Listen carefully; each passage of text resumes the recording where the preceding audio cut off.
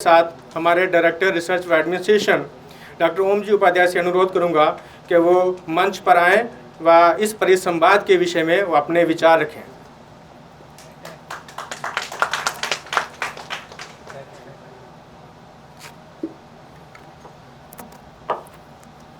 प्रज्ञावाणी और संगीत के अधिष्ठात्री मां सरस्वती,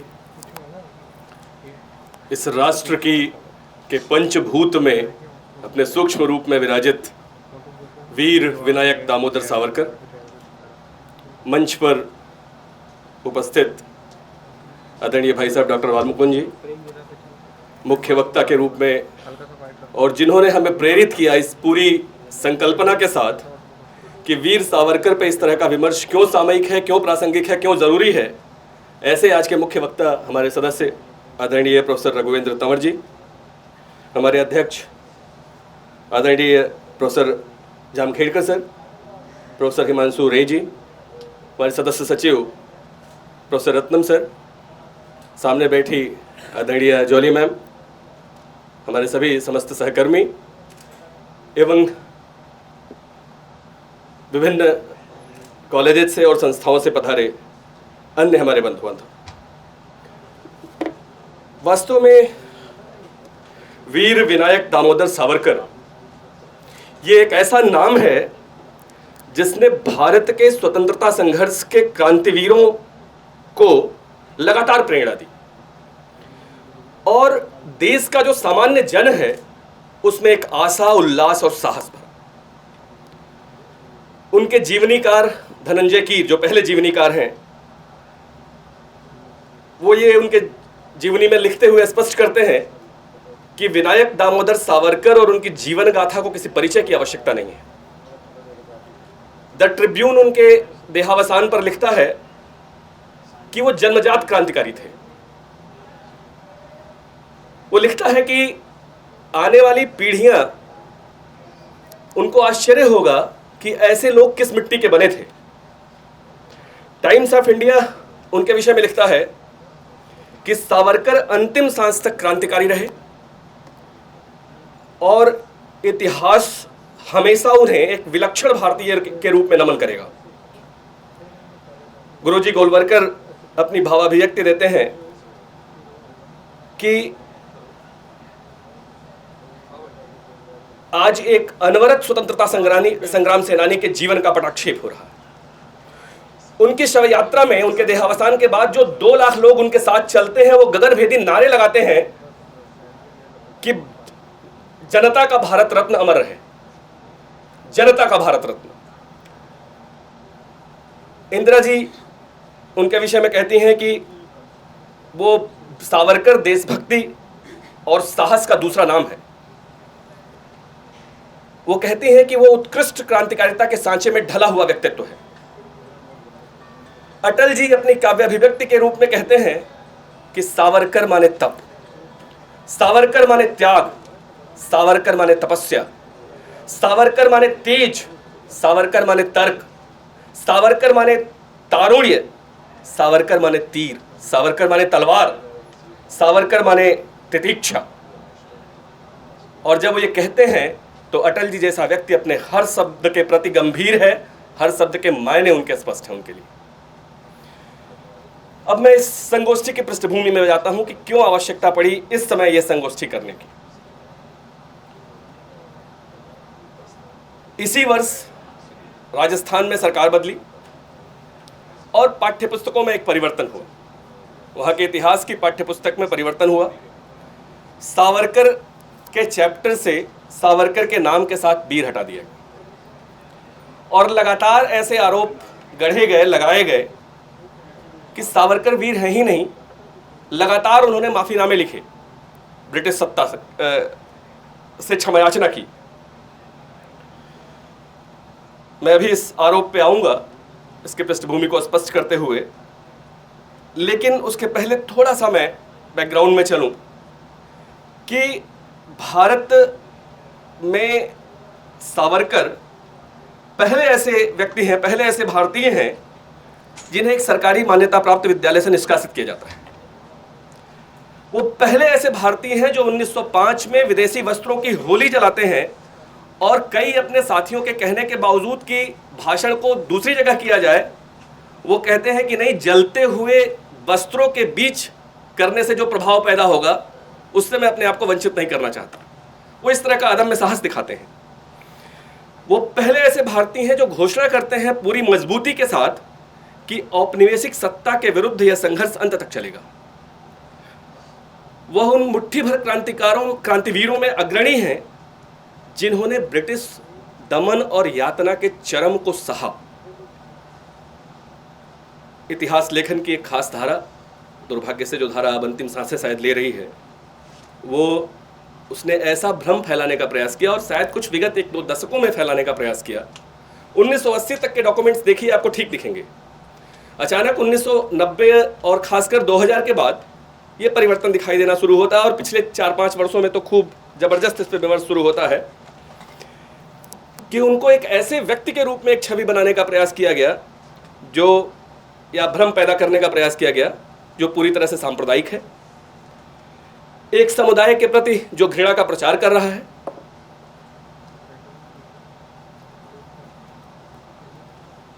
वास्तव में अगर सावरकर न होते तो 1857 के संग्राम को हम आज भी सिपाही म्यूटिनी के रूप में ही पढ़ रहे होते, आज भी गदर के रूप में ही पढ़ रहे होते। वे देश, वास्तव में जो समस्या शुरू होती है वो इससे शुरू होती है कि वो देश के विभाजन के जो दोषी हैं उनको किसी भी कीमत पर क्षमा करने के लिए तैयार नहीं है, उनसे किसी भी कीमत पर समझौता करने के लिए तैयार नहीं है, उनकी बात सुनने और मानने को तैयार नहीं है। उन्हें लगता है कि ये देश का जो विभाजन है वो अक्षम्य अपराध है, इसको वो किसी भी तरह से स्वीकार करने को तैयार नहीं है। आप एक बार उस रोमांचक जीवन यात्रा की कल्पना कीजिए। 10 साल की आयु में पहली बार एक हिंदू मुस्लिम सांप्रदायिक संघर्ष होता है और उसके विरोध में एक सभा निकलती है। वो 10 साल के हैं 1893 में, और उस समय उस रैली के हिस्सा बनते हैं। आप उस बच्चे के मन तक एक बार पहुंचने का प्रयास कीजिए। 16 वर्ष की आयु में एक मित्र मेला नाम का संगठन बना लेते हैं। 21 वर्ष 1904 तक आते आते अभिनव भारत के रूप में एक क्रांतिकारी संगठन तैयार करते हैं। ढींगरा, मदनलाल ढींगरा, करजन वाइली की हत्या की जो पूरी पृष्ठभूमि तैयार होती है उसमें पूरी ट्रेनिंग वो देते हैं, क्रांति के उस स्तर तक है। लंदन टाइम्स में अपने लिखे लेख और एक आधा और एविडेंसेस के आधार पर वो गिरफ्तार किए जाते हैं। जहाज से उनको भारत लाया जा रहा होता है और फ्रांस के एक पोर्ट पर वो निकलकर भागने का प्रयास करते हैं। उस एक बार अदम्य साहस को सोचने का प्रयास कीजिए कि उन्हें पता नहीं था कितना तैरना होगा, कहाँ तट है, आगे क्या होगा, लेकिन उनके मन में एक जो ये अदम्य इच्छा है कि माँ भारती को परतंत्रता की बेड़ियों से मुक्त करना है, इसके लिए किसी भी स्तर तक जाने को तैयार हैं। फिर से गिरफ्तार होते हैं और पहले भारतीय क्रांतिकारी हैं जिन्हें 2 बार आजीवन कारावास की सजा होती है।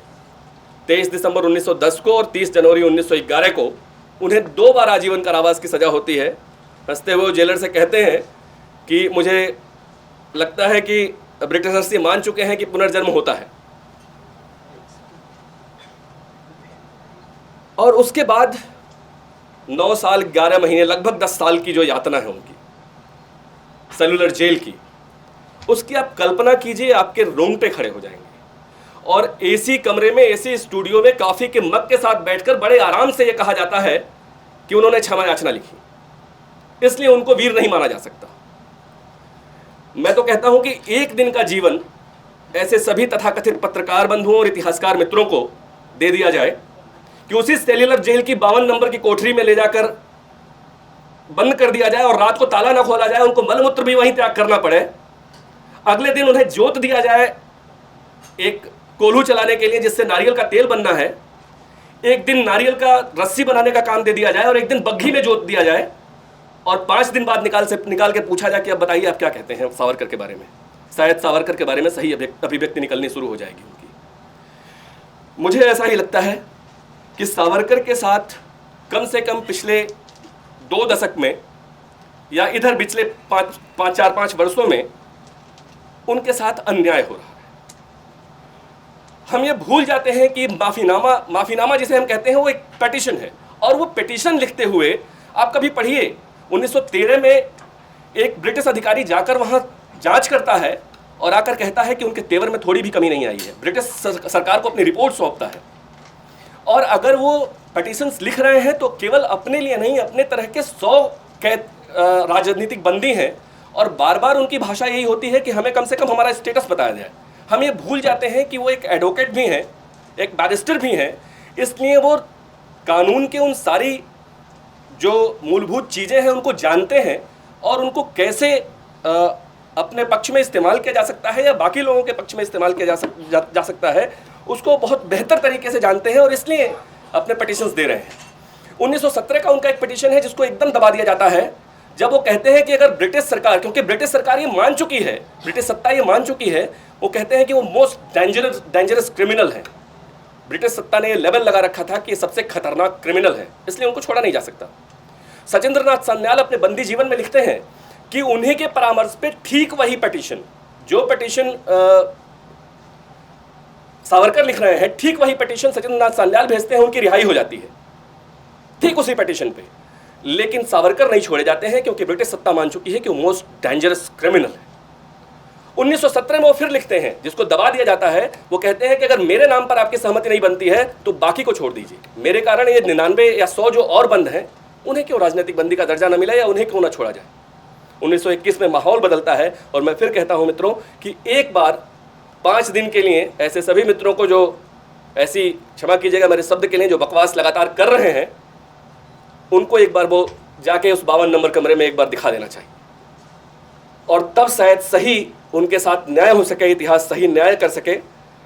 केवल इसलिए क्योंकि उनकी विचारधारा विपरीत रही, केवल इसलिए क्योंकि उन्होंने 1950 के बाद, यद्यपि 1966 तक वो जीवित रहते हैं, 70 में उनके नाम पे इंदिरा जी डाक टिकट जारी करती हैं, 1980 में एक पत्र जारी करती हैं जिसमें वो कहती हैं कि देश के सच्चे सपूत हैं, वो देश के सच्चे देशभक्त हैं। फिर क्या ऐसा बदल जाता है, क्या ऐसा बदल जाता है कि उनके नाम पे इस तरह का विवाद खड़ा होता है? इसको एक बार ठीक से सोचने समझने की ज़रूरत है। 70 साल में दुर्भाग्यपूर्ण रहा ये कि इतिहास लेखन को एक ही चश्मे से देखा गया, समझा गया, दूसरे धड़े को पूरी तरह से नकार दिया गया। मेरा सिर्फ यही मानना है, इस संगोष्ठी के माध्यम से आदरणीय रघुवेंद्र तंवर जी इसके एकेडमिक एडवाइज़र हैं, इसको लीड कर रहे हैं, उनके नेतृत्व में अपने आदरणीय अध्यक्ष जी और पूरी श्रृंखला क्योंकि हम लोग चला रहे हैं आदरणीय अध्यक्ष जी और सदस्य सचिव जी के निर्देशन में, मेरा बस यही मानना है कि इस संगोष्ठी के माध्यम से हम उन अज्ञात अल्पज्ञात तथ्यों का सत्यपरक तरीके से उन पे चर्चा कर सकें, उनको निकाल के ला सकें, और फिर एक सार्थक विमर्श हो जिससे हम एक अच्छे और सही सत्यपरक निष्कर्ष की ओर जा सकें। बहुत बहुत धन्यवाद आप सभी का, बहुत बहुत धन्यवाद।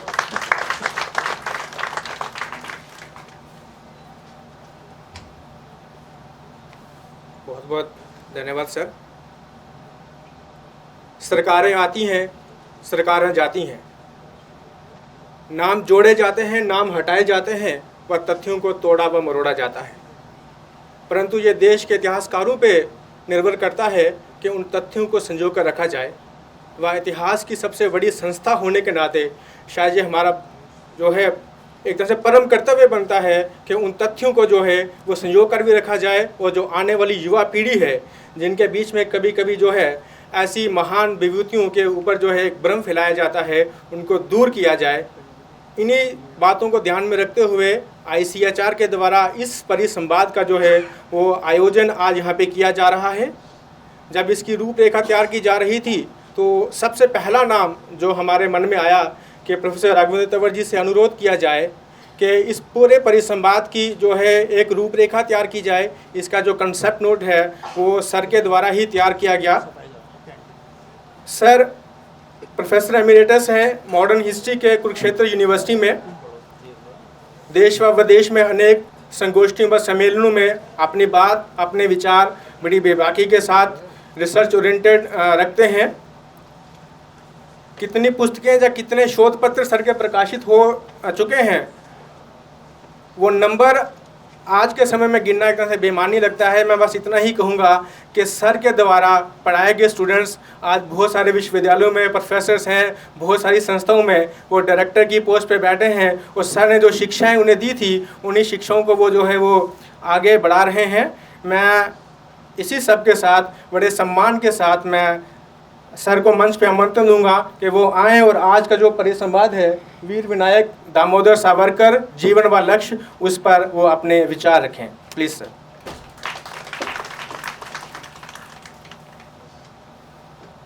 प्रोफेसर जमखेडकर, चेयरमैन ICHR, माननीय doctor Bal Mukund ji, professor Ray, doctor Om ji, Shri Ashutosh Bhatnagar ji, director Jammu Kashmir study centre, ICHR के सभी ऑफिशियल्स, जो ये कॉन्सेप्ट है वीर सावरकर पर ICHR को लीड लेनी चाहिए, इसका एक बैकग्राउंड है। कुछ समय पहले, लगभग 2-3 साल पहले, एक ट्रिब्यून न्यूज़पेपर है, चंडीगढ़ से प्रकाशित होता है, बहुत बड़ी संख्या में वो बिकता है। उसके एडिटर ने ये लिखा एक जगह कि अबुल कलाम जी जो हमारे राष्ट्रपति थे वो अच्छे राष्ट्रपति नहीं थे, क्योंकि उन्होंने वीर सावरकर की प्रतिमा का अनावरण किया संसद में, और एक राष्ट्रपति बहुत अच्छे थे क्योंकि उन्होंने ये करने से इनकार किया।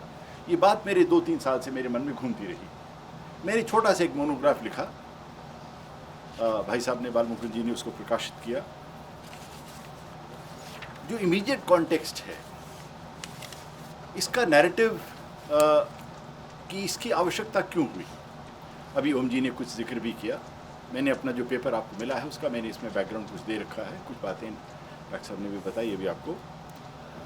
राजस्थान का तो एक किस्सा है ही, क्योंकि जो चीज़ इसी इतिहास एक बड़ी विचित्र एक विषय है ये, इसको कन्विंसिंगली कहें इतिहास बन जाता है, ना कहें तो टूट जाता है। तो नैरेटिव एक डिस्टॉर्टेड होना बहुत आसान है, और इस नैरेटिव को मेरा ये मानना है कि हमने इसको ओरिजिनली ये कार्यक्रम जवाहरलाल नेहरू यूनिवर्सिटी में रखा था आज के दिन, परंतु आज वहाँ जैसे वहाँ अक्सर जिनका काम ही स्ट्राइक करना है, तो महीने में 15-20 दिन तो स्ट्राइक होती है, 2-4 दिन जो बचते हैं पढ़ाई हो जाती है, तो आज वो स्ट्राइक वाला दिन है वहाँ, तो सौभाग्य से इसको यहाँ रखा गया। मेन स्ट्रीम हिस्ट्री जिसको हम कहते हैं, मेन स्ट्रीम हिस्ट्री वो नहीं है कि जो बहुत बड़े बड़े विद्वान छापते हैं इंडिविजुअल, इसी मेन स्ट्रीम हिस्ट्री है। मान लीजिए, मैं अभी आपको जिक्र थोड़ा सा 1 मिनट के बाद करूँगा कि मेन स्ट्रीम हिस्ट्री में जो मुझे लगता है रेवोल्यूशनरी थॉट प्रोसेस जो विचारधारा थी उसको अंडरस्टेट किया गया। एक ये बुनियादी बात है जो आपको समझना बहुत ज़रूरी है। नैरेटिव जो लिखा गया स्वतंत्रता संग्राम का, उसमें ग्लेरिंग कॉन्ट्रडिक्शंस हैं, विरोधाभास है उसमें, बड़ा गंभीर विरोधाभास है उसमें। हमने एक तिथि से कुछ मध्य साल से शुरू कर दिया कि यहाँ से शुरू हुआ। अब वो समय आ गया है कि भारत बदल रहा है, ये देश बदल रहा है, और उन चीज़ों पर प्रश्न उठने शुरू हो गए। मैं अभी कॉन्ट्रडिक्शंस की मैंने बात की, वो मैं समझाऊंगा कि विरोधाभास फ्रीडम मूवमेंट को दोबारा से पुनः स्टडी करना क्यों आवश्यक हो गया। जैसे अभी बताया डॉक्टर साहब ने, ओम जी ने, कि अंग्रेज ने लेस डेंजरस मोर डेंजरस, ज़्यादा खतरनाक कम खतरनाक की एक लाइन बनाई है। उस लाइन को हमारे एक फ्रीडम मूवमेंट ने ब्लर कर दिया है। मैंने 40 साल एक यूनिवर्सिटी में पढ़ाया है, मैं खुद भी उसी परिभाषा से पढ़ता आया, तो वो लाइन एग्जिस्ट नहीं करती। फ्रीडम मूवमेंट हर आदमी बराबर है, हर आदमी क्रांतिकारी है, हर आदमी ने बहुत बड़ा त्याग दिया, ये सच नहीं है। वो मैं आज के पेपर में साबित करूँगा। टेंडेंसी ये है कि स्वतंत्रता संग्राम का इतिहास तो परिभाषा तो गांधी जी के आने से, इसी में अगर गांधी नेहरू का नाम लेता हूँ कोई अपमान से नहीं ले रहा हूँ, मैं केवल अपनी बात को कहने के लिए ले रहा हूँ, उस बात को मैं स्पष्ट करना चाहता हूँ। मैं उतना ही गांधीवादी हूँ जितना आप सब होंगे और लोग होंगे। नैरेटिव क्या होता है? 1978 में एक पुस्तक छपी जो क्लास 10 के लिए अनिवार्य थी देश भर में। NCERT ने उसको प्रकाशित किया, उसका टाइटल था story of civilisations for class 10। उसमें एक चैप्टर है इंडिया स्ट्रगल। इसी when I say class 10, Bharat में 10वीं कक्षा का मतलब ये है कि 50 लाख छात्र उसको पढ़ेंगे, 50 लाख। एनसीईआरटी का क्लास 10 का जो प्रिंट ऑर्डर है वो 40-50 लाख का होता है। तो मान के चलिए कि 78 में जो किताब छपी, अगर वो 40-30 लाख भी छपी हो तो उसका कितना विशाल उसका प्रभाव हुआ होगा। 78 में ये किताब है India struggle for freedom, India struggle for independence. इसमें 25 जगह जवाहरलाल नेहरू का जिक्र है, 6 उसमें फोटोग्राफ्स हैं इस चैप्टर। ये तथ्य है, हिस्टोरियन हूँ, प्रोफेशनल हिस्टोरियन हूँ, कोई बात जो कहूँगा वो चैलेंजेबल है, उसको मेरे से चेक कर सकते हैं। कोई एक बात भी नहीं कहूँगा जो तथ्यों पर आधारित नहीं है। 17 जगह गांधी जी का जिक्र है, 2 फोटोग्राफ्स हैं गांधी जी की इस किताब में। 6 जगह सुभाष चंद्र बोस जी का जिक्र है, कोई फोटो नहीं है। 3 जगह बाल गंगाधर तिलक का जिक्र है, कोई फोटो नहीं है। सावरकर को तो छोड़िए, ये तो किस खेत की मूली है, इनकी तो फोटो या इनके जिक्र का तो कोई सवाल नहीं। ये 1978 की एनसीईआरटी की क्लास 10 की पुस्तक है। ये पुस्तक लगभग 20-25-30 साल चलती रही। तो आप अनुमान लगाइए, करोड़ों छात्र, अगर आज मैं कई बार लेक्चर देता हूँ हरियाणा, जब भी कहीं जाता हूँ तो मुझे आश्चर्य होता है कि लोगों ने लोहिया का नाम नहीं सुना, जयप्रकाश का नाम नहीं सुना, सावरकर का नाम नहीं। इसी ये लोग अलग अलग विचारधाराओं के हैं, पर इनका योगदान जो है, उस योगदान को भारत के स्वतंत्रता संग्राम में मिटा दिया है। मेरा जो ये पेपर है जो मैंने आपको डिस्ट्रीब्यूट किया है, इसमें से कुछ बातों पर ये इसमें आपको उत्तर मिलेगा। Early revolutionary goals. See, before Gandhi comes, 20 साल पूर्व सावरकर पहले भारतीय हैं जो संपूर्ण स्वराज्य की बात करते हैं, कंप्लीट इंडिपेंडेंस की बात करते हैं। मित्र मेला का ओम जी ने जिक्र किया, पर मित्र मेला का जो कॉन्सेप्ट है, मित्र मेला में क्या, सी उम्र छोटी है, क्या ये बच्चे वचन ले रहे हैं? अंग्रेजी में पढ़ता हूं। No point merely cutting the leaves of a poisonous tree, one had to strike at the root to dismantle it. For such a task one needed an axe and the person wielding it would have to risk his life. यानी ये कह रहे हैं कि अगर आपने विदेशी शासन को ख़त्म करना है तो उसका जो है, उसके पत्ते कैसे तोड़ेंगे आप? उसके पत्ते तोड़ने के लिए आपको कुल्हाड़ी चाहिए, और वो कुल्हाड़ी वो आदमी उठाएगा। ये मित्र मेला है, 1900 की बात हो रही है। वो कुल्हाड़ी जो उठाता है उस बंदे को अपनी जान देने के लिए तैयार होना चाहिए। मित्र मेला 1904 में अभिनव भारत की स्थापना होती है, अभी ओम जी ने जिक्र किया। मित्र अभिनव भारत का ओथ क्या है? जो सदस्य अभिनव भारत के बन रहे 1904, अभी गांधी जी तो इसी आसपास नहीं है, नेहरू तो क्रेडल में है, पालने में है अभी राजनीति। 1904 में अभिनव भारत के सदस्य क्या वचन लेते हैं, क्या शपथ लेते हैं, ओथ लेते हैं? अंग्रेजी में है, थोड़ा मैं क्विकली पढ़ के फिर हिंदी में उसका अनुवाद करूँ।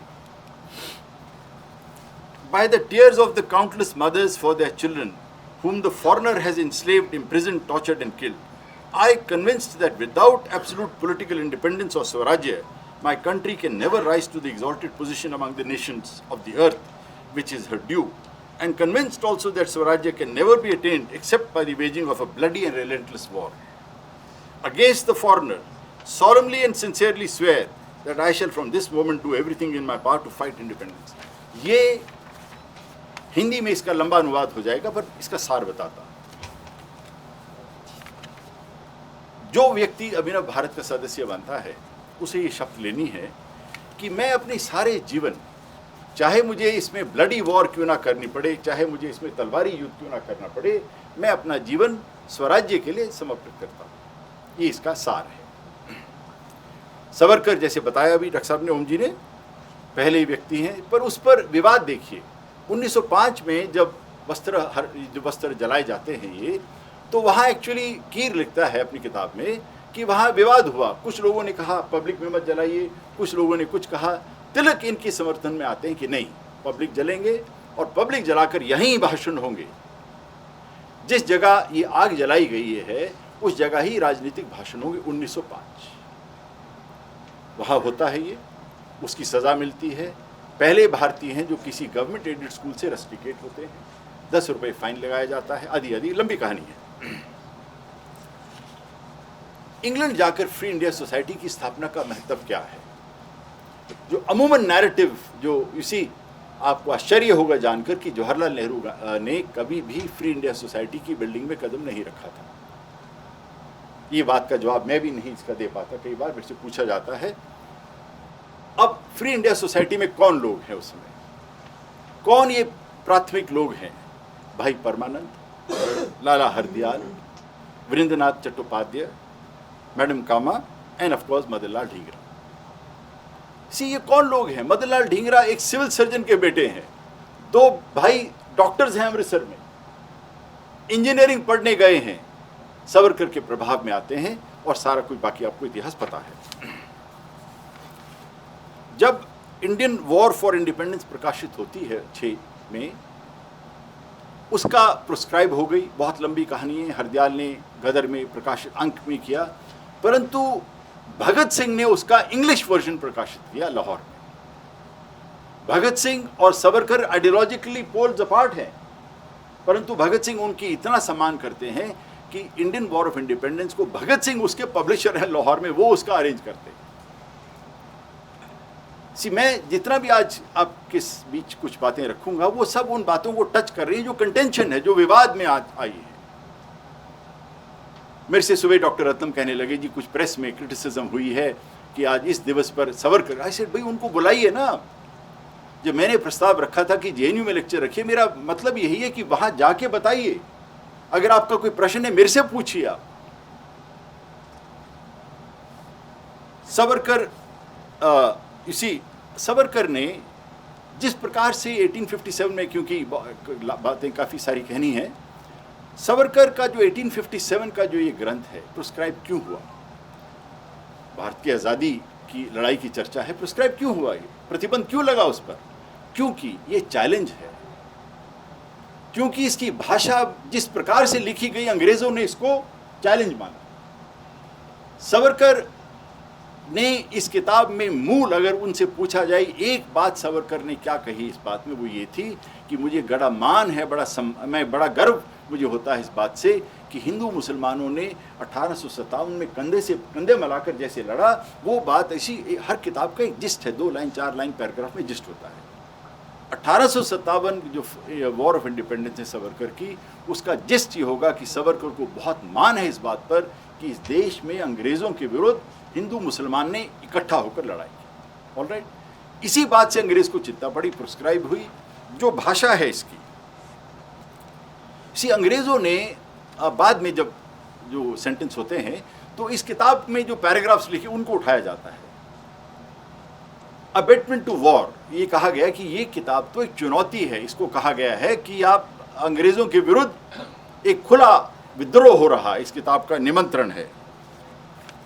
सावरकर पहले भारतीय हैं जिन्होंने भारत की स्वतंत्रता संग्राम को एक विश्व मंच पर रखा। ये किताब का प्रकाशन इंग्लैंड में 1906 में होना कोई सामान्य बात नहीं है, विश्व को नहीं पता था यहाँ क्या हो रहा है। इस किताब के जो कहानी लंबी चौड़ी कहानी है, हॉलैंड में गई, मराठी में गई, फिर ये 2 बार तो भारत आई पार्सल में झूठी किताबों का, इसके जिल्लत पर कुछ और लिखा था, अंदर कुछ और था, समझे ना। जिस प्रेस पर जाती थी वहीं छापा पड़ जाता, तो बहुत मुश्किल से ये प्रकाशित हुई। प्रकाशित होने के बाद फिर गदर ने, हरदयाल ने इसको वहाँ छापा, इधर इंडिया में भगत सिंह ने इसका प्रकाशन किया। मैं कैसे ट्रांसपोर्टेशन हुई, क्या हुआ, इसी जैसे बताया कि डेंजरस ही इज मार्क। वो जब 1911 में जुलाई में पहुँचते हैं पोर्ट ब्लेयर, एकमात्र वहाँ बंदी हैं जिनके वस्त्र पर डी लिखा गया था, डेंजरस, खतरनाक। या तो अंडमान शिमला होगा, मसूरी होगा, भी सावरकर ने कहा भी मुझे भेजिए, वहाँ बहुत अच्छा वातावरण है, बहुत अच्छा मौसम है, क्यों भेजा उनको? वैसे ये प्रश्न मैं पूछना चाहता हूँ आपसे, सावरकर को अंडमान क्यों भेजा? उन्होंने कोई हत्या तो नहीं की थी। क्या उन्होंने निवेदन किया होगा अंग्रेजों से, जी मुझे भेजिए अंडमान? भारत में सैकड़ों जेल थे, उन जेलों की भी मैं बात करूँगा थोड़ी देर बाद। उन जेलों में क्या हो रहा है, उन जेलों की क्या सुविधाएं हैं, सावरकर वहाँ भेज दिए जाते हैं क्योंकि अंग्रेज उस विचारधारा को मेन लैंड से दूर रखना चाहते हैं। ये जो खतरनाक सावरकर का जो विचार है कि भाई चाहे खून बहाना पड़े, आज़ादी तो लेकर रहेंगे, इस विचार को अभी तक भारत में ये आया नहीं। अंग्रेज को डर है इस बात से। मैं तो ये कई बार कहता हूँ कि अंग्रेज जो स्वतंत्रता संग्राम 1919-20 के बाद का है वो आधा है, पहले 10-15 साल में अंग्रेजों की जो बुनियाद है उसकी घंटी बज चुकी है, वो खोखला हो चुका है।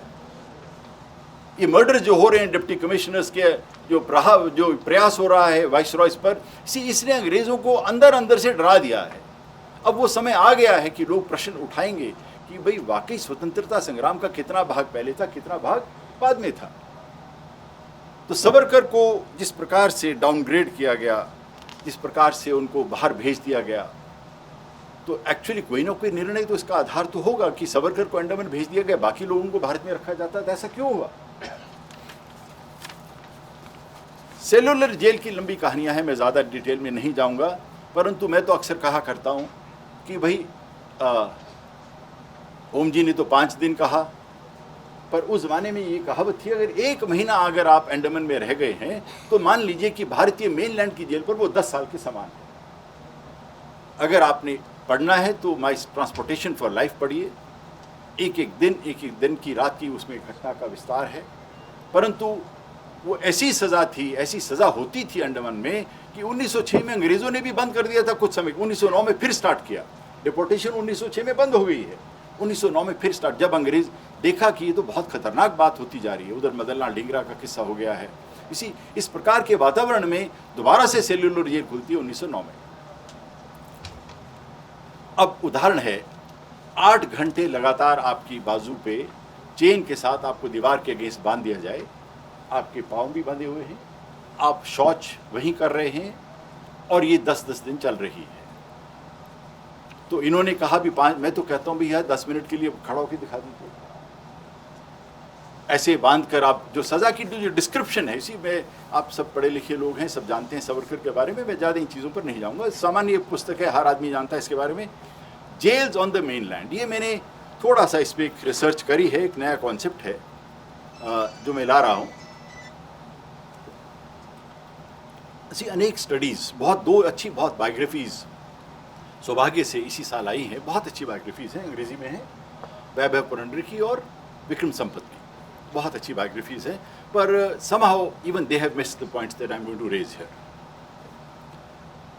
इसी बहुत सी स्टडीज़ ने शो किया है कि स्वतंत्रता संग्राम में जेल जाना एक पॉलिटिकल कैरियर का एक पत्थर बन गया था, स्टेपिंग स्टोन जिसको अंग्रेजी में कहते हैं। भी इफ़ योर एक अच्छी पुस्तक हैं कई सारी, मैंने 2006 में एक प्रकाशन किया था पार्टीशन पर, उसमें मैं कैम्ब्रिज यूनिवर्सिटी के centre for south Asian studies में जब डॉक्यूमेंट्स देख रहा था, वहाँ मुझे एक डिप्टी कमिश्नर की रिपोर्ट मिली, जो डिप्टी कमिश्नर गुड़गांव हैं, जिनका नाम पीसी ब्रेंडन है। वो लिखते हैं कि 47 में उनको चार्ज छोड़ना था डीसी गुड़गांव का, तो एक कांग्रेसी लीडर ने उन्हें निमंत्रण दिया कि आप मेरे साथ आकर दिल्ली में इंपीरियल होटल में लंच कीजिएगा। ब्रेंडन ने 5-7 दिन बाद चार्ज छोड़ना था, वो दिल्ली आ गए। भोज के बाद उन्होंने पूछा कि भैया मुझे बुलाया क्यों तुमने?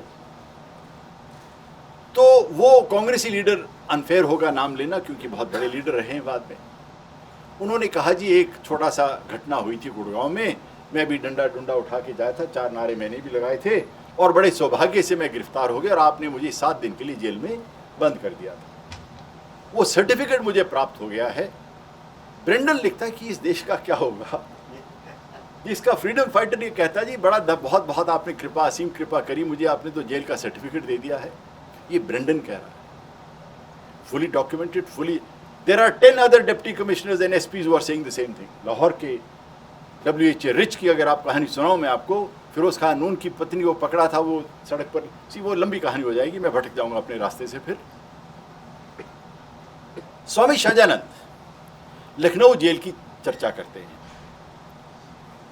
बर्टल फॉल्क एक किताब आई है, फिरोज गांधी दी फॉरगॉटन गांधी, अभी हाल में कोई 2-1 साल पहले आई है। वो कहते हैं नैनी और फैजाबाद जेल में जवाहरलाल जी को इलेक्ट्रिक शेवर की सुविधा प्राप्त थी। अगेन राघवेंद्र तंवर नहीं कह रही, एक बायोग्राफर का। 1942 में इलेक्ट्रिक शेवर की सुविधा है नैनी जेल के अंदर, जहां जवाहरलाल जी बंदी है। फिरोज गांधी फैजाबाद जेल में है, इंदिरा जी भी फैजाबाद जेल में है।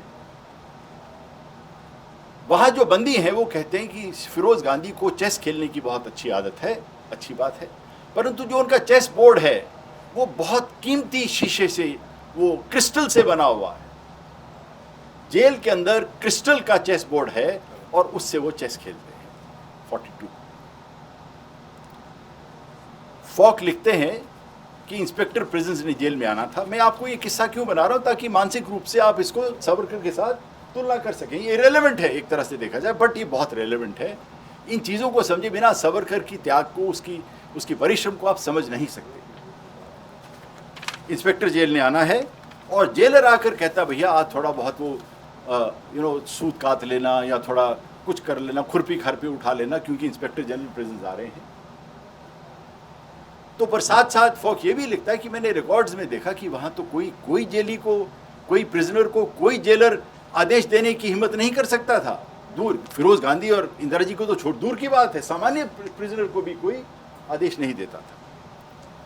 हजारीबाग जेल, हजारीबाग जेल में कंफर्ट्स ऐसे हैं, वहाँ बिस्तर है, मैट्रेस है, पिलो है, मच्छरदानी है, मीट और मच्छी खाने को मिलता है, टेबल है, कुर्सी है। ये चीज़ें आज हमारे जीवन में सामान्य हैं, पर हम जब की बात कर रहे हैं तो ये चीज़ें तो पत्थर पर सोना पड़ता था। हजारीबाग जेल में ये सुविधाएं उपलब्ध हैं। टेनिस और बैडमिंटन खेलने की सुविधा है हजारीबाग जेल। सावरकर येरवदा जेल पर आइए। येरवदा जहां गांधी जी हैं 1920 में। येरवदा जेल में गांधी जी का एक लेटर है हकीम अजमल खान को, वो जेलर रोक देता है 1-2 दिन के लिए भी नहीं भेजेंगे। गांधी जी ने कुछ पुस्तकें मांगी पढ़ने के लिए, जेलर ने इनकार कर दिया, ये पुस्तकें आप नहीं मिल सकती। गांधी जी उस पर गुस्सा हो जाते हैं। एक कहानी तो ये है। सावरकर को 18 महीने के बाद पहला पत्र मिला था, 8 महीने के बाद पहला पत्र मिला था। 1.5 साल यानी 18 महीने तक सावरकर को कागज या पेन पेंसिल को हाथ लगाने की अनुमति नहीं थी सेलुलर जेल। पहला पत्र 8 महीने के बाद मिलता है। ये सावरकर है 1912-13। ऐसा नहीं है कि सब जेल सामान्य थी। पंजाब सेंट्रल जेल, जहां मैंने बहुत विस्तार से काम किया अपनी किताब के लिए, वो सबसे खतरनाक जेल मानी जाती थी अंडमान के बाद। वहां कौन जेली थे? राम मनोहर लोहिया, जयप्रकाश नारायण और अन्य ग्रेट जो महान क्रांतिकारी हैं अनेक उसमें वहां रहे हैं। तो उस जेल को हम सामान्य जेल नहीं मानते, वहां उसको भेजा जाता था जो मेनलैंड पर नहीं गया, उसकी या सेंट्रल जेल पंजाब जाएगा। लोहिया जी के मैंने एक पीएचडी थीसिस गाइड किया है लोहिया जी पर, तो उसमें विस्तार से हमने इसको डील किया है। कहते हैं 15 दिन तक मुझे शौच के लिए मेरे हाथ नहीं खुलते, मेरे नाक से खून चल रहा है, बगल में 2 कमरे छोड़ के जयप्रकाश के साथ वही हाल है। सो ऐसा भी नहीं है कि सब जेल सामान्य है। ऐसी जेल्स हैं जहां क्रांतिकारियों को, वीरों को रखा जाता था, जिनको उतनी सजा दी जाती थी, तुलना में नेचुरली कम, अंडमान के बराबर। इसी ये मूल रूप से ऐसा इसलिए होता था क्योंकि सावरकर दोनों बंधुओं को, दोनों भाइयों को वहाँ ये इनको थ्रेट मानते थे। इसी अंग्रेज बहुत इंटेलिजेंट कौम है, कोई निर्णय नहीं लेता उसका जब तक उसको समझते नहीं। अगर सावरकर को समुद्र पार कर वहाँ भेजा गया, भैया कुछ तो होगा, कुछ तो कारण होगा, मैं तो छोड़िए, सावरकर गद्दार हैं, सावरकर ने माफ़ी मांगी, मैं माना। अंडमान क्यों भेजा? हजारीबाग क्यों नहीं रख दिया? येरवदा क्यों नहीं रख दिया? नैनी क्यों नहीं रख दिया? फैजाबाद क्यों नहीं रख दिया? अंडमान क्यों भेजा? बाकी लोग तो इंडिया में ही हैं। सावरकर ने कोई गद्दारी, ऐसी कोई विद्रोह तो नहीं किया था, कोई मारा तो नहीं था, he was not involve in any criminal case. जो जजमेंट है, उस जजमेंट को अगर आप पढ़ेंगे, that his thoughts are a danger to the empire. इनके विचार जो है वो खतरनाक है एम्पायर की स्टेबिलिटी के लिए। मूल बात ये है। इसके बाद भी अगर प्रश्न उठता, भैया मैं तो क्या कहेंगे, अगर कोई आदमी इतनी हिम्मत करता है कि उस जजमेंट को पढ़ने के बाद, जो 1910-11 की जजमेंट है, दिसंबर 10 की जजमेंट है, उसको पढ़ने के बाद भी अगर आपको सावरकर वीर नहीं नजर आता, सावरकर क्रांतिकारी नहीं नजर आता, तो then there is a serious issue. You see, Savarkar की पिटिशंस, अभी ओम जी ने बताया, एक ट्रेंड लीगल माइंड है, और लीगल माइंड हमेशा अपने अधिकार के लिए खड़ा होता है। ये बात सही है कि हर पिटीशन का अंतिम पैराग्राफ होता था, अगर मुझे नहीं छोड़ना चाहते मुझे मत छोड़िए, परंतु कम से कम मेरे साथ के और बंधुओं को तो छोड़िए, एवरी पिटिशन, चारों पांचों पिटिशन जो पोर्ट ब्लेयर से आती हैं, उनका अंतिम पैराग्राफ यही है, अगर आप मुझे छोड़ने में दिक्कत है, मुझे कोई आपत्ति नहीं है, मैं तो यहाँ खुश हूँ, छोड़िए आप, but leave the other prisoners. You see, अब ये लैंग्वेज की बात आती है। कई हमारे मित्र हैं हिस्टोरियन, बहुत सालों से मित्र हैं, जेएनयू में पढ़ाते हैं कई, और वो लैंग्वेज में उनको विवाद है इसका। मैं आपको एक 3 लाइन पढ़कर बता रहा हूं और आप पर छोड़ता हूं कि मुझे बताइए किसने ये लिखा। As one who has enjoyed a certain measure of your excellency's confidence and as one who claims to be a devoted well-wisher of the British Empire, my duty to the empire to which I owe my loyalty. Who has said this? बताओ, हाँ? Gandhi. PC Bamford जो deputy director intelligence है, उनकी report में है, ये viceroy को letter लिखी गांधी जी। इसी अगेन, गांधी जी पर मुझे कोई इशू नहीं है, पर ये उस समय की भाषा का प्रयोग होता था। जब तक आप अपनी लॉयल्टी को एक्सप्रेस नहीं करेंगे तो वो पत्र पढ़ा नहीं जाएगा।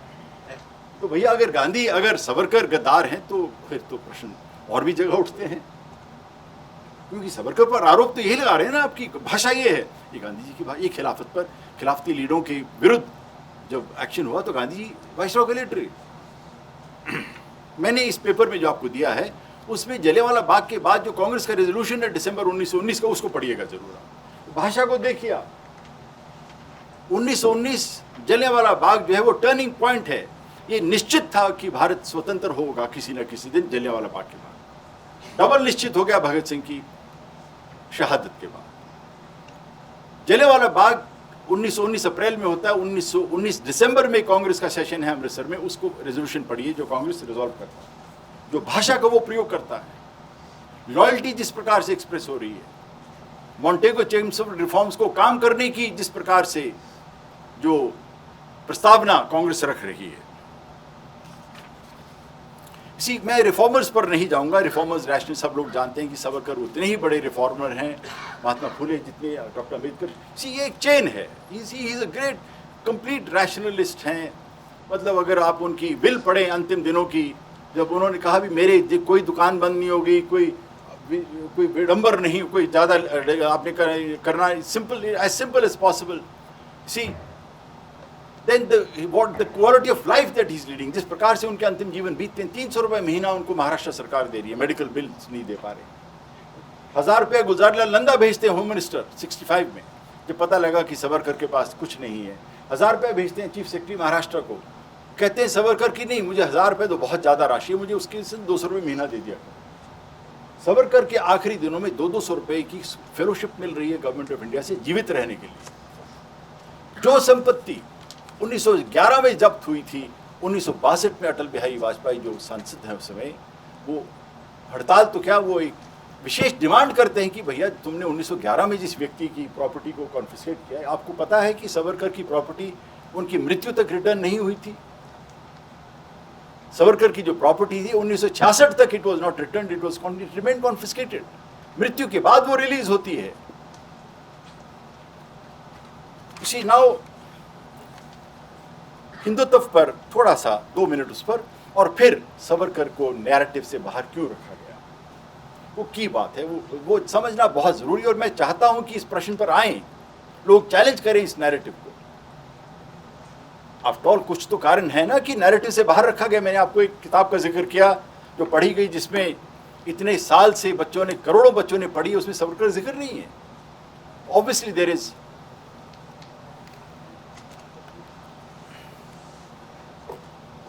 हिंदुत्व के बारे में, पद पदशाही के बारे में, ये सारी रत्नागिरी के अंदर कॉन्सेप्ट है। 1921 में आप जानते हैं केरल में एक बहुत बड़ा कांड हुआ था, जिसमें 600 हिंदू परिवारों का कत्लेआम हुआ था। बहुत भयंकर स्टोरीज हैं उसकी। उधर खिलाफत एजिटेशन चल रहा है। सावरकर का ये मानना है कि मपला में जो हुआ केरला में, उसमें खिलाफत एजिटेशन का जो प्रभाव है उसने उस पर असर छोड़ा, तो उससे थोड़ा निराश है सावरकर के साथ, विशेषकर क्योंकि अभी देखिए अयोध्या परसों निर्णय आया है, देश एक कर रहा है, तो मैं उन चीज़ों को छोड़ रहा हूँ। हम आगे बढ़ रहे हैं, उन चीज़ों को लाना इकट्ठा, देश मजबूत देश हो, तो हमें ICHR के मंच से मैं उस बात को उठाना नहीं चाहता और ना ही आवश्यकता है। और सावरकर को ये लगता है कि देखिए ये पर यहाँ भी हिंदुत्व में भी वो कभी भी, देखिए मैं इस चीज़ पर ये प्रश्न बार बार उठाता हूँ, मुझे एक लाइन बताइए जहाँ उन्होंने कहा कि हिंदू मुसलमान समाज इस देश का हिस्सेदार नहीं। एक लाइन दिखाइए। उन्होंने प्रश्न उठाया, उस प्रश्न को अगर आप ध्यान से गंभीरता से पढ़ें, इसी प्रश्न सावरकर को मेन स्ट्रीम नैरेटिव से बाहर रखने का कारण कुछ और है। ये मुसलमान समुदाय के बारे में विचारों पर उनका इशू नहीं है, वो तो बहाना बनाया गया है। संप्रदाय की बात कर कर मुसलमान की सावरकर ने हिंदुत्व में ये कहा या पदपछाई में ये कहा, इसी तो वो तो एक कारण नहीं, वो वास्तविक कारण नहीं है, वो तो एक बहाना है सावरकर को मेन स्ट्रीम से बाहर रखने का, जो आज भी ये विवाद चल रहा है और जिसका जवाब हम लोग इस सीरीज ऑफ जो ICHR करेगा, हम लोग अपने लेक्चर्स में जगह जगह जाकर हम इसको एक्सप्लेन करेंगे।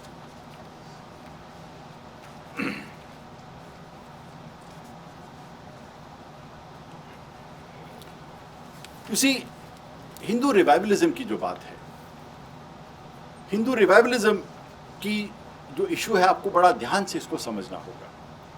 सावरकर पहले व्यक्ति नहीं है जो हिंदू धर्म को रिवाइव करने की कोशिश कर रहे हैं। विवेकानंद भी उसी कैटेगरी में आते हैं, स्वामी दयानंद भी अपने ढंग से उसी कैटेगरी में आते हैं, एंड ऑफ कोर्स तिलक तो आते हैं। ये लगभग कंटेम्पररीज हैं। दयानंद जी थोड़ा जल्दी चले गए, बाकी तो आगे पीछे 5, 7, 10, 15 साल कंटेम्पररी है। अंतर क्या है? विवेकानंद पर विवाद क्यों नहीं उठा, तिलक पर विवाद क्यों नहीं उठा, दयानंद पर विवाद उठा है पर इतना नहीं उठा, क्यों नहीं? क्योंकि सावरकर हिंदू रिवाइवलिज्म के मीडियम को राजनीतिक मीडियम का रूप दे रहे हैं। वो एक पॉलिटिकल मूवमेंट बनाना चाहते हैं हिंदू रिवाइवलिज्म।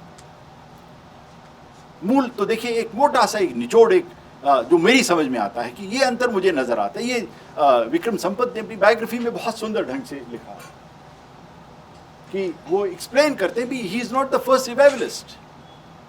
हम लोगों ने बड़ी कोशिश करी थी विक्रम संपत को इस लेक्चर के लिए बुलाने की, बट वो नहीं आ पाए। ये यंग स्कॉलर है, is brilliant mind, I have enjoyed that biography. तो ही एक्सप्लेन्स द कॉन्सेप्ट कि भाई वो तो पॉलिटिकल, वो तो राजनीतिक रूप से हिंदू रिवाइवलिज्म, इसीलिए वो खतरा इमर्ज हो रहा है। सी हिस्ट्री में एक कंसेप्चुअल क्लैरिटी आपको होनी चाहिए कि समय के साथ साथ चीज़ें बदलती। जो पर्सपेक्टिव 1920-21 में है वो आज 2019-20 में नहीं है। It changes with time. मैं एक पैराग्राफ आपको पढ़ रहा हूँ। श्री सावरकर ने जब वो फ्री हो गए तो एक समय के बाद जब उनको पूर्ण छूट हो गई भी, आप जा सकते हैं, तो वो हिंदू महासभा का वार्षिक सम्मेलन एड्रेस किया करते थे, प्रेसिडेंशियल एड्रेस। वो पढ़ना बहुत ज़रूरी है कंसेप्चुअल क्लैरिटी के लिए। मैं आपको एक भाषण मेरे मेन पेपर में तो है, बट मेरे ब्रीफ एब्स्ट्रैक्ट में नहीं है। वो कौन सा है, या तो भागलपुर का है या मेरे ध्यान नहीं आ रहा अभी। एनीवे, उसमें अंग्रेजी में एक 2-4 लाइन आपको पढ़ के बताता हूँ उसकी।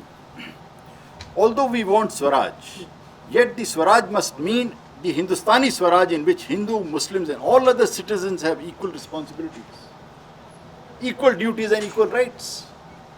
Such a Swaraj would not even tolerate a particular community. वो कहते हैं कि भैया मैं जिस स्वराज की कल्पना करता हूँ उसमें तो सभी का समान दर्जा है। मैं ये नहीं चाहता कि एक समुदाय कहे कि हम अलग देश बनाना चाहते हैं। इसी आहिस्ता आहिस्ता 40s में बात तो उठी गई है। तो सावरकर जब भी कोई ऐसी बात समुदाय के संबंध में बात करते हैं तो वो उस विशेष वर्ग विशेष, एक समुदाय के वर्ग विशेष पर बात कर रहे हैं, वो सामान्य समुदाय पर बात नहीं कर रहे हैं। ये कॉन्सेप्चुअल क्लैरिटी होना बड़ा ज़रूरी है, और जो हम लोग अक्सर इसको इग्नोर करते हैं। ही सेज, मान लीजिए हमें स्वराज मिल गया, उस स्वराज का क्या लाभ है जिस स्वराज के अंदर देश बट गया है, एक समुदाय ने अपना देश बना लिया, वो स्वराज मिल भी गया, उस स्वराज का क्या लाभ है? ये क्वेश्चन वो अपने हर भाषण में, हिंदू महासभा के जो या अध्यक्ष भाषण वो देते थे हर साल, उसमें वो रेज करते हैं। अब मैं आता हूँ मेन बात पर जो मेरे इस लेक्चर की। मैं just take another 5 minutes only. मेरे ख्याल मैं टाइम पर हूँ कि थोड़ा है? It's okay. इसी मेरा मेन काम पार्टीशन पर है, भारत के विभाजन, मूल रूप से पंजाब के विभाजन पर है। मैं आपको बहुत क्रेडिबल ढंग से कह सकता हूं कि पार्टीशन का विरोध जनमत अगर होता उस समय, विश्वास कीजिए कि 5% भी भारत की जनता पार्टीशन नहीं चाहती थी। ये काउंटलेस रिकॉर्ड्स, कोई दस्तावेज उठा लीजिए आप, पंजाब में तो चाहते ही चाहते हैं, पंजाब तो मेरा, क्योंकि मेरा फील्ड है, मैंने काम किया है उस पर, पंजाब में तो पार्टीशन का इतना विरोध है कि आप अनुमान नहीं लगा सकते। जब विवाद शुरू हुआ, दंगे स्टार्ट हो गए, तो लियाकत अली और जवाहरलाल जी वो लाहौर से शेखपुरा की तरफ जा रहे हैं रोड पर, उधर से बड़ा एक कॉन्वॉय, बहुत लंबा 60 किलोमीटर लंबा कॉन्वॉय है जिसमें 1.5 लाख लोग उसमें शामिल हैं, वो आ रहे हैं हिंदुस्तान की ओर। तो अब अनुमान, इसी as a student of history में अपने स्टूडेंट्स को समझाया कर, तो अपने मन को ले जाओ 40 में, वहाँ देखो क्या सीन हुआ होगा, बैलगाड़ी घोड़ों पर, ऊँटों पर, मिट्टी उड़ रही है, और उस कॉन्वॉय में एक तरफ 2 प्रधानमंत्री हैं, आप अनुमान लगा सकते हैं कि कितना काफिला होगा वहाँ, कितनी गन, कितने आर्मी साथ होगी उनकी। एक तरफ दुर्गा दास, जो बाद में हिंदुस्तान एडिटर, हिंदुस्तान टाइम्स के संपादक बने, वो इसको इस साथ हैं उस दिन प्रधान, वो अपनी रिपोर्ट भी, मैंने हिंदुस्तान टाइम्स की स्टोरी को पिकअप किया। कहते हैं कि मैं ऑब्जर्व कर रहा था कि दोनों प्राइम मिनिस्टर्स की काफिला रुक गया एक तरफ, और दोनों, तो कहते हैं सिख जो कॉन्वॉय आ रहे थे और लोग आ रहे थे, इतने गुस्सा में थे ये लोग, इतने गुस्से में थे कि किसी ने मुड़कर इधर नहीं देखा कि 2 प्रधानमंत्री खड़े हैं इधर, और कितना तामझाम होगा प्रधानमंत्री के उस जमाने में। तो वो निकलते गए। कुछ समय के बाद नेहरू ने वो कच्चा रास्ता क्रॉस कर कर मिट्टी के बीच में, और जाकर एक बुजुर्ग सिख महिला से, जो इसी उस ज़माने में सिखों की अगर आप फोटोग्राफ देखें तो ये जो हमारे झोटे होते थे, झोटे पर बैठे हुए वो, और जो झोटा समझते हैं ना, मेल बफलो, वो उस पर बैठकर चली जा रही है। तो नेहरू ने उससे पूछा कहाँ से आ रहे हो आप? तो दुर्गादास कहता है मैंने भी साथ साथ प्रधानमंत्री के चला गया। तो उस महिला का मैं एक्सप्रेशन देखा, उसने कोई ना वो उतरी ना वो रुकी, चलते चलते कहती, looks at the prime minister, eye contact कर नेहरू से कहती है जे तू करना सी पहला क्यों नहीं दसिया, मैं उसे भी, अगर तुमने पार्टीशन करनी थी तो पहले क्यों नहीं बताया। See this was the kind of anger that is prevailing. Delhi में अगर आप गांधी जी की हत्या से 2-3 महीने पूर्व के अगर आप रिकॉर्ड्स को देखें, आप आश्चर्य, आपके रोंगटे खड़े हो जाएंगे। क्या गुस्सा है, दिल्ली भरी पड़ी है गुस्से से। तो सावरकर एक मात्र व्यक्ति हैं, एक आवाज, बुलंद आवाज है। 1940 में कहते हैं देश की आजादी 10 साल बाद भी आ जाएगी, पर पार्टीशन को एक्सेप्ट न करें। ये रीजन नंबर 1 है।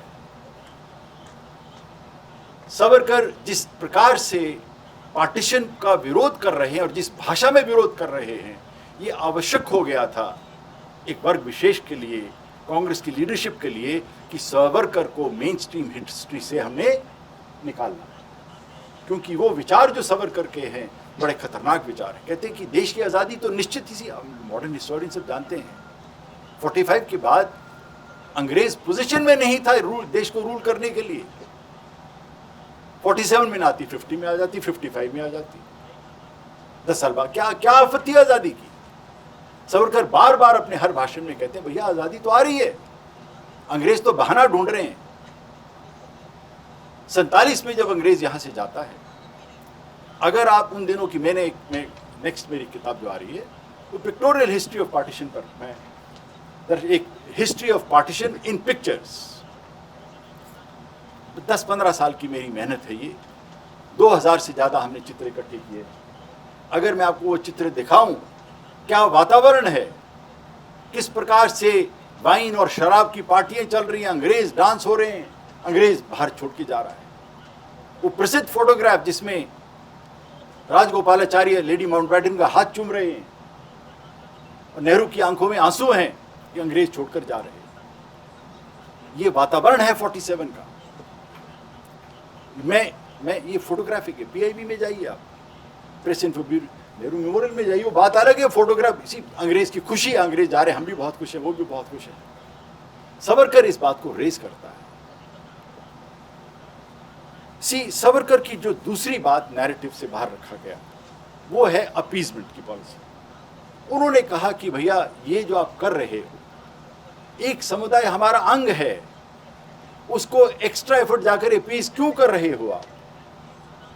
उसने वार्न किया, ये अपीजमेंट की, गांधी जी के साथ तो विवाद ही उनका इसी बात पर था कि अपीजमेंट की पॉलिसी किसी भी समुदाय के बारे में आप मत करें, भाईचारा चलता रहेगा, अगर आप करेंगे तो ये भाईचारा दूर हो जाएगा। सावरकर पहले व्यक्ति हैं जो इस चीज को थ्योरेटिकली एक्सप्लेन करते हैं।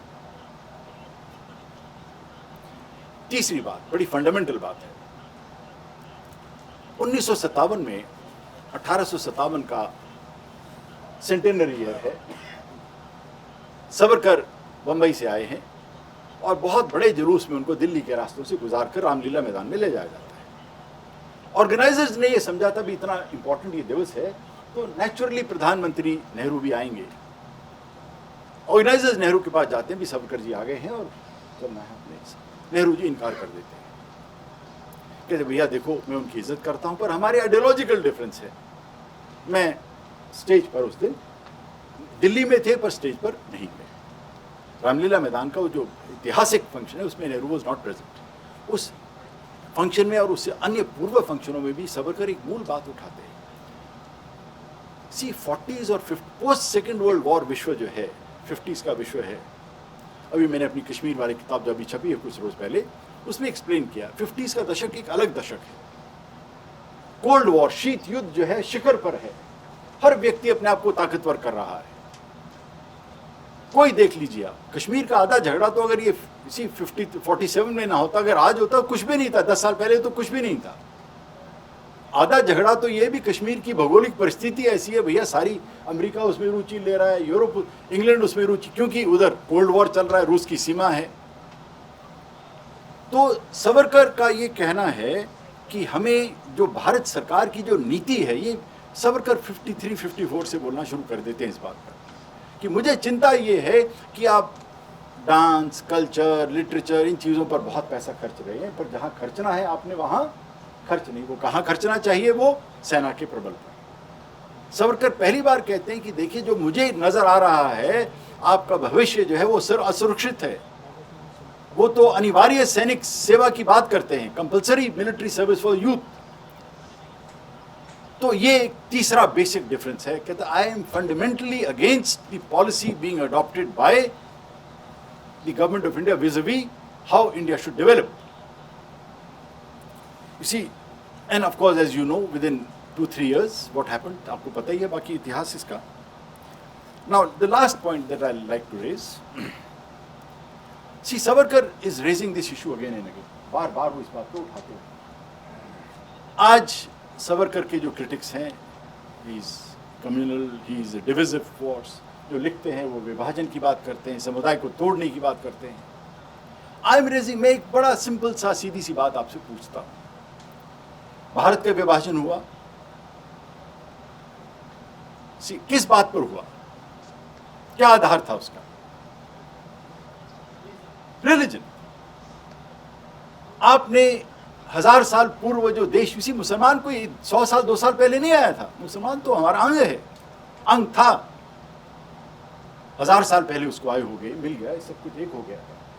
आपने आज एकाएक उठाकर ये कहा कि हाँ मुसलमान मांग रहे तो हम पाकिस्तान दे रहे हैं। सावरकर बार बार इन दिनों, आखिरी दिनों में यही प्रश्न उठाते थे, मुझे सांप्रदायिक, मुझे आप कम्युनल कहते हैं, सांप्रदायिक कहते हैं, मैं ज़्यादा सांप्रदायिक हूँ कि वो लोग ज़्यादा सांप्रदायिक हैं जिन्होंने इस देश को विभाजन किया है धर्म के आधार पर? अंतिम बात छोटी सी जो मेरी अभी बात करते करते मेरे जहन में आई है। 1906 में सावरकर ड्राफ्ट पर काम कर रहे हैं 1857 की पुस्तक पर, इंग्लैंड में है। मराठी का अनुवाद उसका, मराठी लिखी गई है, उसके बाद इंग्लिश का उसका वर्जन आता है। Now look at the irony of history. विडंबना देखिए इतिहास की। 1906 में सावरकर इंग्लैंड में बैठा 1857 की पुस्तक पर काम कर रहा है। उस पुस्तक का मूल आधार क्या है कि हिंदू मुस्लिम एकता, मुझे हिंदू और मुसलमानों ने एक साथ जो संघर्ष किया, ये मेरा बहुत मुझे प्रभावित किया इस बात। 1906 में सावरकर तो ये लिख रहा है। 1906 में आगा खान वाइसरॉय को एक डेलीगेशन, लगभग एट द सेम टाइम, उसी समय सावरकर ड्राफ्ट कॉपी बन रही है, उसी टाइम आगा खान एक सेपरेट इलेक्ट्रेट की बात कर रहे हैं 1906 में। Alright, so this total perspective को जब आप देखें तो ये नैरेटिव इस प्रकार से हम लोग इसको चैलेंज करेंगे। हम लोग से मतलब मैं तो बाकी लोगों से क्या लेना, मैं तो कम से कम इस विचार का हूँ, बाकी माने ना माने वो अपनी बला से। But see as a historian मैंने कभी कोई पक्षपात नहीं किया अपनी राइटिंग्स में, जो फेमिलियर है मेरी राइटिंग्स के साथ। पर सावरकर वाला फंडा मेरी समझ में तो नहीं आया आज तक कि किस प्रकार से इसको आपने सांप्रदायिक कहा, नैरेटिव से रहा। इसी मुझे सबसे ज़्यादा दुख इस बात का है कि जब इसी आपको पता होगा कि जिस प्रकार से जब कांग्रेस पहली सरकार आई, अंडमान में जाके वो प्लेग उठाया, वहाँ से पब्लिक डिस्प्ले हुआ, आज भी चल रहा है। राजस्थान का तो हमें ICHR को पता लगा जगह ही नहीं मिल रही है राजस्थान में फंक्शन करने के लिए। तो इन शब्दों के साथ मैं ICHR को एक बार फिर बहुत आभारी हूँ कि आपने मुझे ये मंच दिया बात करने के लिए। और एक बात, एक जेन्युइन बात है, कोई पॉलिटिक्स नहीं है इसमें, एक सामान्य इतिहास का एक विवाद है और झूठे विवाद पर सारा देश आपने डाल दिया है, सच्चाई को आप ऊपर नहीं आने दे रहे हैं। तो इन बातों के साथ मैं एक बार फिर चेयरमैन ICHR और अपनी जो सारी टीम है ICHR को उनका धन्यवाद करता हूँ। बहुत बहुत धन्यवाद।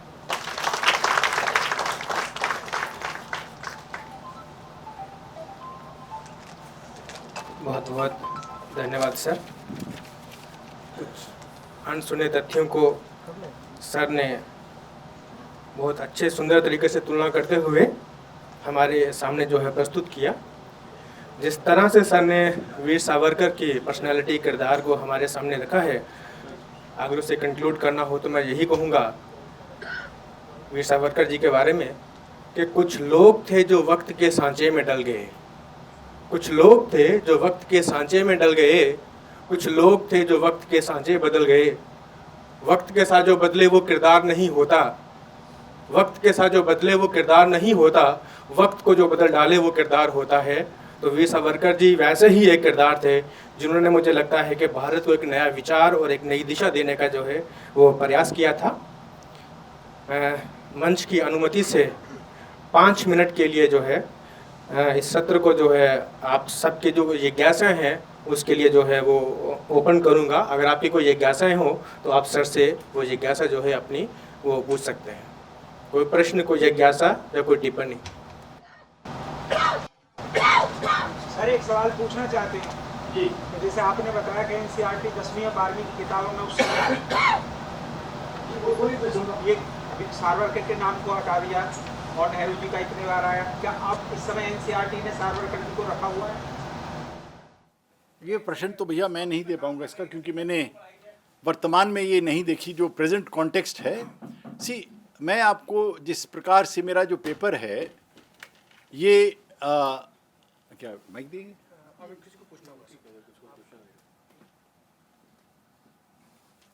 तो इसका प्रश्न का उत्तर एक्चुअली मैं सही व्यक्ति नहीं हूं देने के लिए, क्योंकि मैं उस पोजीशन में नहीं हूं कि टेक्स्ट बुक्स को मैंने एक हिस्टोरिकल पर्सपेक्टिव में रखा गया है कि एक व्यक्ति विशेष को नैरेटिव से बाहर क्यों रखा गया। लेकिन कम से कम ये है कि आप जो सावरकर को मानने वाले ज़्यादातर जनरली उन लोगों की सरकार चल रही है, लेकिन इतने बड़े ये प्रश्न जो उन लोगों का और हम लोगों का, वही तो मैं विवाद खत्म कर रहा हूं। 1857 की इनकी लिखी किताब मैंने भी पढ़ी है, बहुत अच्छा नैरेटिव है, क्योंकि जो पहली किताबें लिखी हुई हैं 1857 के ऊपर वो सिपाही विद्रोह के तौर पर दिखाया जा रहा है बार बार।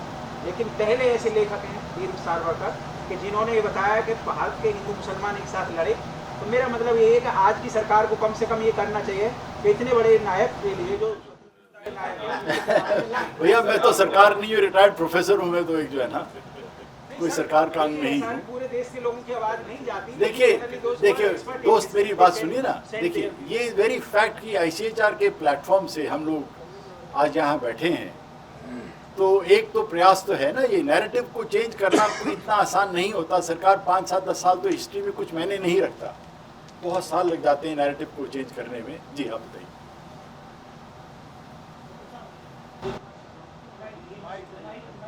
मैं एक दिल्ली जो है विश्वविद्यालय के एक पढ़ाता हूँ कॉलेज के अंदर। तो आपके जो फैक्ट्स हैं वो बहुत अच्छे हैं और बहुत नए हैं। मैं सिर्फ एक चीज़ आपने पूछना चाहता हूँ कि आप अपनी रिसर्च के दौरान, क्योंकि एक ऐसा ट्रेंड अपने चला हुआ है कि सावरकर और जो है संघ के बीच के अंदर जो है वो संबंध जो है बड़ा क्या नाम गहरा था, और वो जैसे एक अखंड जो है भारत की क्या नाम बात करते हैं, और वो संघ को बड़ा जो है सांप्रदायिक कहते हैं, और ताकि उनके बड़े संबंध हैं। तो क्या अपनी रिसर्च के दौरान क्या नाम डॉक्टर साहब ने जो है कुछ ऐसे तथ्य पाए कि जिससे ऐसा हो कि भाई कि संघ का जो है प्रभाव जो है सावरकर जी पर था, या उनके बीच में कोई ऐसा इसी मेरी रिसर्च के कॉन्टेक्स्ट में ये चीज़ इम्पोर्टेंट इसलिए नहीं है कि संघ के साथ जो संघ के सदस्य रहे नहीं रहे वो इम्पोर्टेंट इशू नहीं है। मेरा मूल मकसद उद्देश्य ये है कि सावरकर का जो सही परिप्रेक्ष्य है उसको रखना, ठीक है। अब हिस्ट्री में आज हम जिस परिस्थिति में हैं, 10 साल पूर्व थे, 50 साल, हिस्ट्री में एक हम ना टाइम पर्सपेक्टिव की बात करते हैं। जिस पर्सपेक्टिव में वो हैं, जिस पर्सपेक्टिव का मैंने बताया ना आपको कि कई बार राजनीतिक मसलों को हम किसी और रास्ते से सीधा करते हैं। अगर आप गांधी जी के हत्या के बाद, मैंने एक छोटी सी पुस्तक उस पर भी लिखी है, पहला जो दंगा होता है सो कॉल्ड, उसकी डिटेल अगर आप पढ़ें तो आप आश्चर्यजनक रह जाएंगे। कौन लोग थे जिन्होंने किया, कहाँ वो मीटिंग हुई। अगेन मैं इस मंच से नहीं कहूँगा, इस HR के मंच पर खड़ा हूँ, बाहर पूछेंगे तो मैं बता भी दूंगा आपको, आवश्यक नहीं है।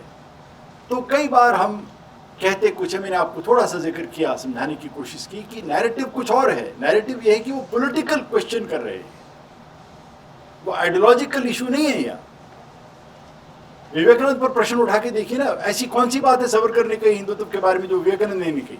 प्रश्न उठा के हिम्मत करिए, नहीं उठाएंगे, क्योंकि विवेकानंद ने पॉलिटिकल नैरेटिव नहीं बनाया था।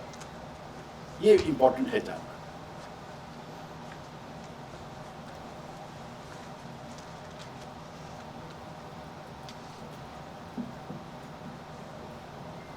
कोई और है इसका प्रश्न?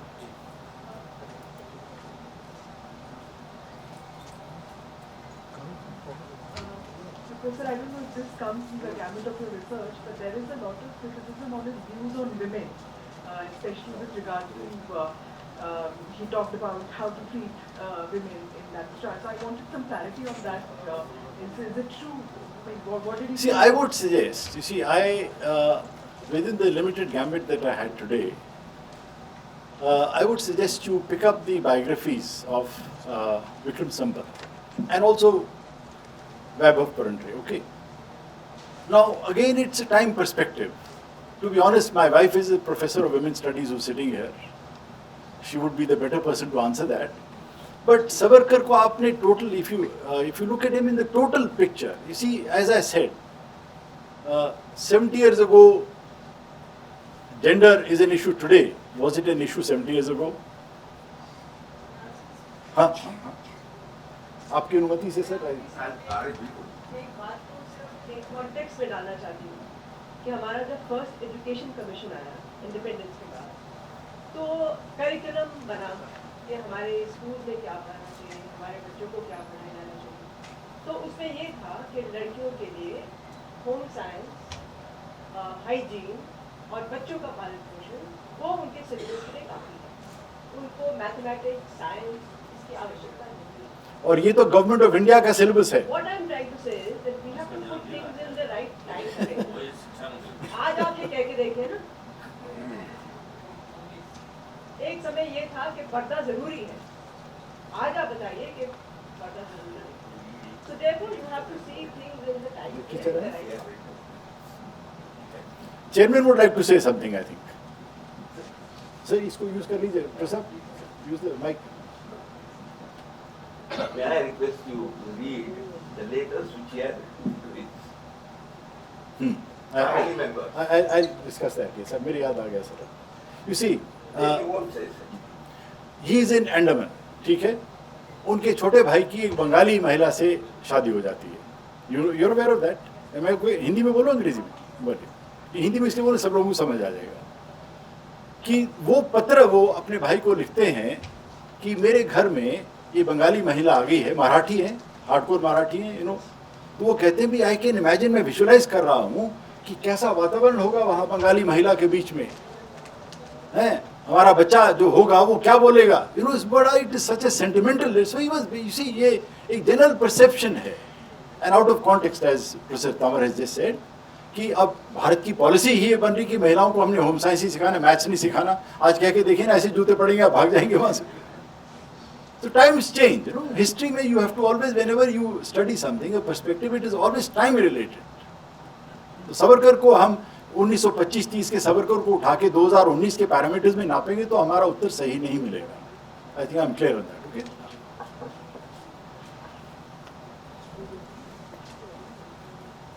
बहुत बहुत धन्यवाद सर। बहुत सारी जिज्ञासाएं व प्रश्न तो होंगे, लेकिन वही बात है कि बात होनी चाहिए, और मुझे लगता है कि पहली बार जो है वो वीर सावरकर के जीवन व लक्ष्य के ऊपर बात हो रही है।